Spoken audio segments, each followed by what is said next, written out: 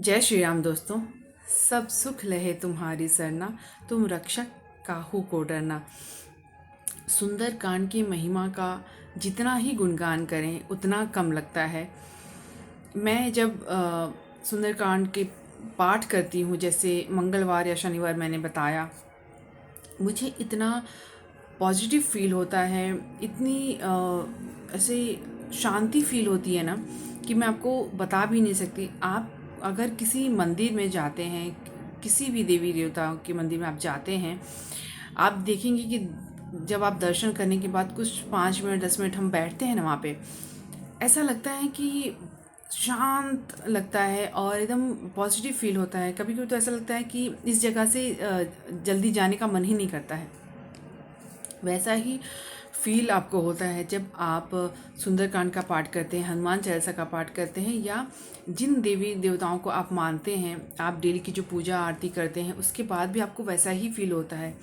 जब आप पूरी तरह से जुड़ जाते हैं, पूरे भाव से, पूरे विश्वास के साथ आप जब जुड़ जाते हैं, तब आपको ये फीलिंग आती है।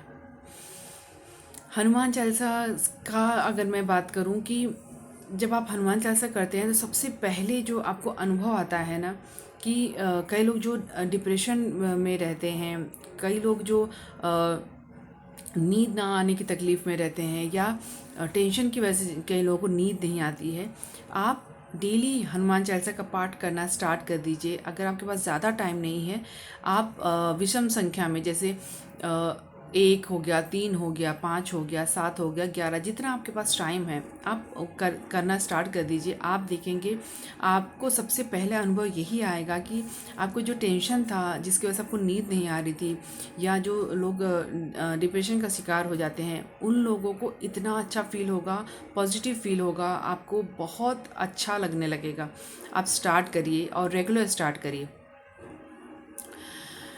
सुंदरकांड, अगर आप, जैसे मैंने लास्ट वीडियो में बताया था कि संकल्प लेकर आप 11 दिन, 21 दिन, 41 दिन कर सकते हैं, लेकिन कई लोग ऐसे भी हैं जो मंगलवार या शनिवार सुंदरकांड का पाठ करना चाहते हैं या करते भी हैं, जैसे कि मैं करती हूँ।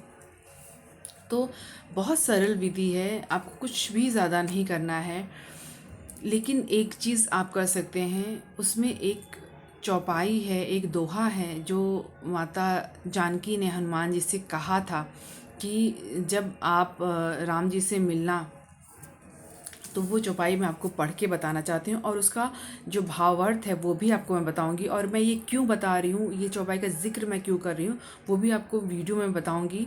तो वीडियो में लास्ट तक ज़रूर से बने रहेगा, ताकि आपको समझ में आएगा कि किस विधि के बारे में बात कर रही थी, और किस तरह से आप करेंगे कि आपकी जो भी मनोकामना है, जो भी आपकी परेशानी है, उसको दूर करने के लिए इस तरह से आप पाठ कर सकते हैं।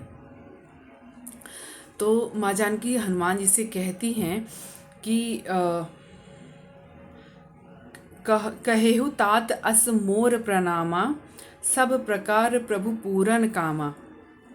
कि हे तात, मेरा प्रणाम, मेरा निवेदन और करना श्री राम जी से, और इस प्रकार कहना उनसे, प्रभु से, कि यद्यपि आप सब प्रकार से पूर्ण काम हैं।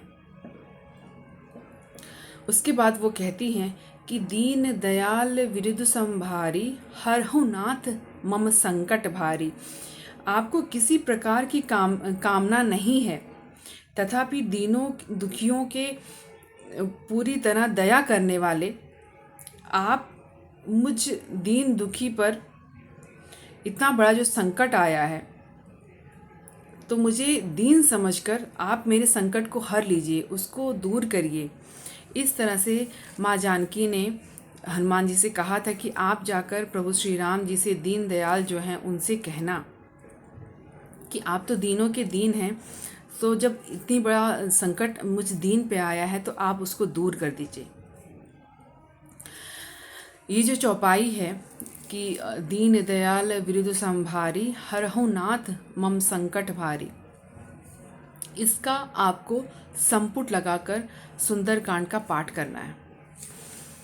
अब सबसे पहले तो आप स्नान आदि करके, आपकी जो डेली की रूटीन है वो आप करने के बाद, स्नान आदि करके स्वच्छ कपड़े आप पहन लेंगे, आपका जो पूजा स्थान है, अगर आपने साफ़ सफाई कर रखी है सुबह में, तो शाम में आप हनुमान जी को, इसमें आपको विशेष नैवेद्य का मैं भोग बताऊंगी कि क्या लगाना है।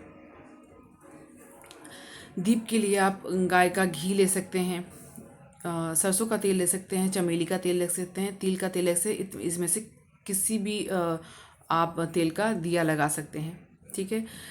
उसके बाद आपने, जैसे मैंने बोला, तांबे के कलश, गिलास में पानी और धूप दीप, ये सब करने के बाद आपने भोग में, हनुमान जी को मीठा बहुत पसंद है, तो आप एक मुट्ठी चीनी, शक्कर जो होता है, वो आपने लेनी है और उसका भोग आपने लगाना है, ठीक है।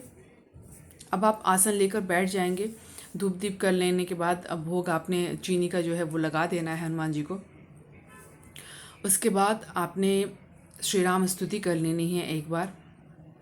उसके बाद जब आप सुंदरकांड का पाठ करना स्टार्ट करेंगे, तो ये जो दोहा है वो आपको पहले तो ये दोहा बोलना है, उसके बाद सुंदरकांड का पाठ स्टार्ट करना है। और हर दोहे के बाद आपको ये जो दोहा है, दीन दयाल विरुद्ध संभारी, उस दोहे को बोलना है आपको, ठीक है।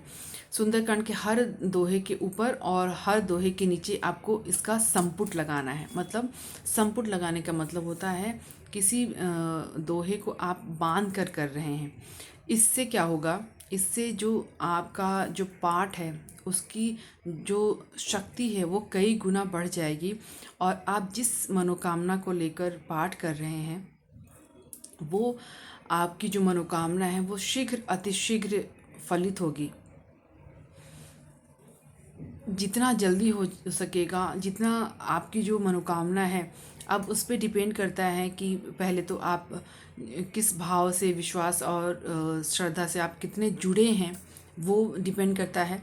और दूसरा कि जो आप मांग रहे हैं वो उसको संभालने की क्षमता आप में अभी है या नहीं है। तो आप धैर्य रखकर 5 शनिवार या 5 मंगलवार इस पाठ को करिएगा, हनुमान सुंदरकांड का पाठ, और फिर आप देखिएगा कि कितनी ज़्यादा महिमा है। और एक ही चीज़ आप और ध्यान में रखिएगा, आपको या तो 21 पीपल के पत्ते की माला या आक जो होता है उसकी माला आपको बनानी है। अगर आप मंगलवार को कर रहे हैं तो मंगलवार, या शनिवार को कर रहे हैं तो शनिवार को आपने वो पत्ता लेकर आना है और उसको पानी से, गंगा जल से साफ़ कर लेना है। और उसके ऊपर आपने हनुमान जी को जो पसंद है, पीला सिंदूर और चमेली का तेल, वो मिक्स करके जय श्री राम लिखेंगे। या तो जो पीला चंदन है उसमें आपने थोड़ा सा गुलाब जल या तो आपने गंगा जल मिक्स करके और जय श्री राम उस पत्ते पे लिखना है। और मौली धागा लेकर आपने उसको गांठ बांधकर एक माला तैयार करनी है। ये माला आपको हनुमान जी को चढ़ानी है, ठीक है। और थोड़ा सा सिंदूर, एक चुटकी सिंदूर आपने लेना है और राम जी के पैर पे लगाना है आपको। और वही सिंदूर आपने उस जो माला हनुमान जी को आप चढ़ा रहे हैं, पहना रहे हैं, जो वो माला पे लगाकर फिर हनुमान जी को पहनाना है। और एक चीज़ का आपने ध्यान रखना है विशेष इसमें, कि वो जो माला है वो 12 घंटे तक हनुमान जी के जो मूर्ति है, विग्रह जो है या जो फ़ोटो है आपके पास, उस पर चढ़ी रहनी चाहिए।